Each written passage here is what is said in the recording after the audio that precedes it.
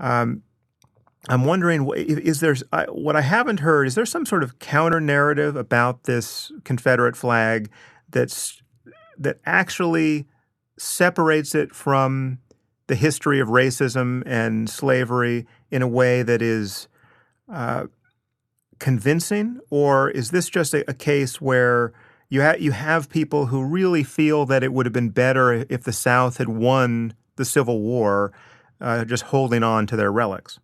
I think that's a great question. And I had mentioned earlier that I had a conversation with somebody recently, and they were trying to talk about the South. And I think it was a good analogy as an honor culture. Yeah. And he was lamenting, this was a media guy, and he was lamenting that you can't talk about the South in any sort of a positive way without mentioning the racism and the history of slavery and all that. And his point was there's a heck of a lot of good that gets thrown under the table because you can't, you just, in this society, you have to mention the bad things at the same time.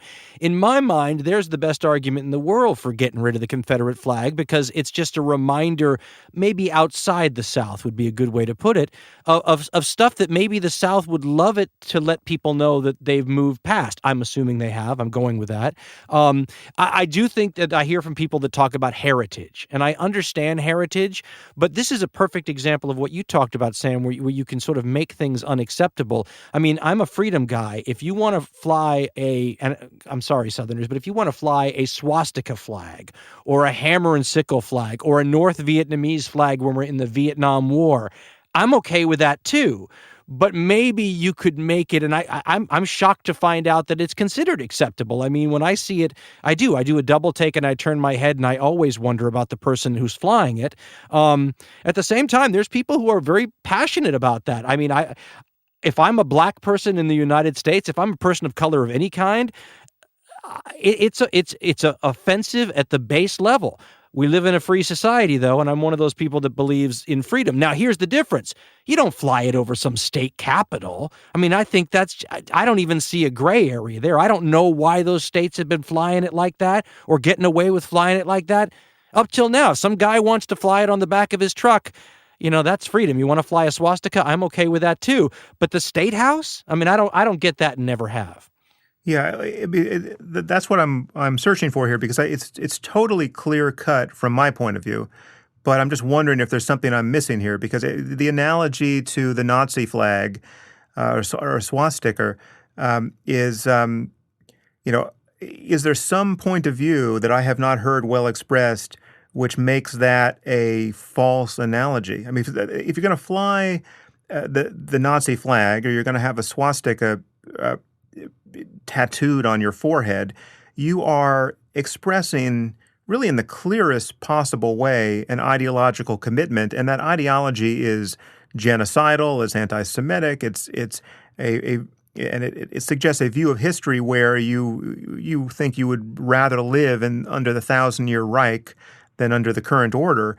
To my eye, the Confederate flag entails the same kind of ideological declaration. It is a statement that the cause of the South during the Civil War was not only a cause worth fighting for, it was the right one, and it is some kind of sacrilege or moral problem that the South lost. And I'm wondering if all the people who think the flag is, quote, their tradition and morally blameless, are actually never being forced to unpack what they mean by that. And what they mean is, yeah, we really wish the South had won the Civil War. And this is something I just simply don't know. I'm wondering if you have any understanding of what the psychology is around, or the culture is around, venerating that flag. Here's what I don't understand. I would love to interview these folks, because whenever someone writes me a letter about this, they always say it's not about the slaves and it's not about the racial situation. It's about the right to secede. It's a right to protect your life. It's a right to do all. In other words, take every reason for the Civil War besides the slavery aspect, and they will say it's about that. Right. It's not about because nobody or very few people I've ever spoken to, say, yeah, I fly the flag because black people are inferior and blah, blah, blah. I would love to see a notation then to the flag. There's a lot of flags from other countries where something will happen and a new regime will take over, or something will change, and they'll alter the flag slightly, right? They'll put we always put another star on our flag when a new state came in. It seems to me you could put something like a chain being snapped or something in the center of the flag, or something that indicated, that this flag isn't in favor of slavery, or this is the post-slavery Confederacy, or welcome back black people to the New South, whatever. Something that just sort of said, oh, the little chain on the flag being freed, yeah, that shows that this flag does not represent something that said that the slavery was the part we would like to see returned. I'm not sure that makes anybody happy, but I got to tell you, whole different thing for me to see one of these things on a car than it is to see it on some state capitol somewhere. Yeah. I mean, why would you celebrate that? I mean, again, if you're this, why would you do? This whole Southern heritage thing, it's hard for me to handle.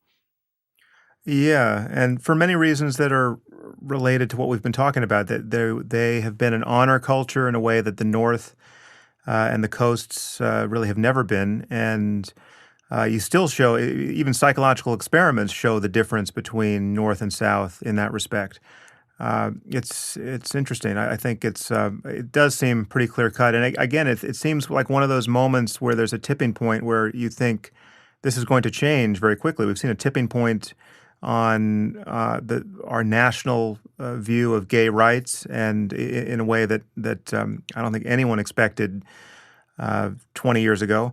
And one has to hope and has to try to engineer similar moments of change in the rest of the world. The question is, what tools do we have to do that? And one always hopes that they're conversational first, economics second, and more coercive beyond that. And I think I actually don't think you and I disagree about. I think it's a matter of degree how we disagree. I don't think we have a categorical disagreement about wanting to have all the tools available. I just think we may have a sense of just how circumspect, a different sense of how circumspect you have to be when it comes time to use force. But we may not, in fact, even disagree there if we were talking about any individual case. I would be interested to see polls, if the questions were asked correctly, amongst Southerners, how they feel about it. And, as I said, in the emails that I'll get about this, people will talk about it's just a pride in your heritage sort of thing. I think the pity then is that there isn't an alternative symbol that if you wanted to say, I'm a Southerner and I'm proud of it, that you could show that didn't have the same overtones, that didn't appear to some people that you're not just saying, yes, I'm proud of the South, but I'm proud of things the South did before the Civil War.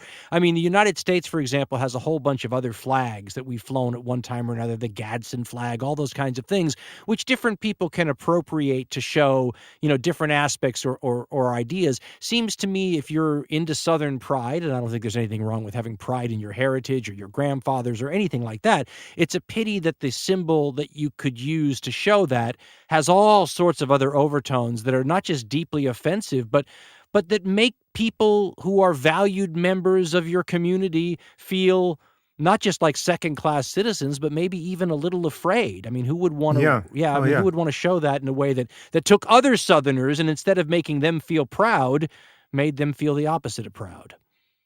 Yeah. And I don't know why one would want to really celebrate the right to secede at this point either. So I'm okay with that. I mean, I think that if this is a free society, and if Texas wants to leave, I want them to go. I'm fine with that. And I think that you might even make a case that when we talk about solving some of our national ills, the problems are so giant, so huge, and so complex that you might argue if this were not a country with, national things that held us together, it might make perfect sense if this was some giant corporation to break off pieces of it and make it more manageable. It obviously becomes a whole different question when you're talking about a nation. But in a theoretical concept, to me, I mean, if you don't want to be in the United States, I'm not sure I want you here.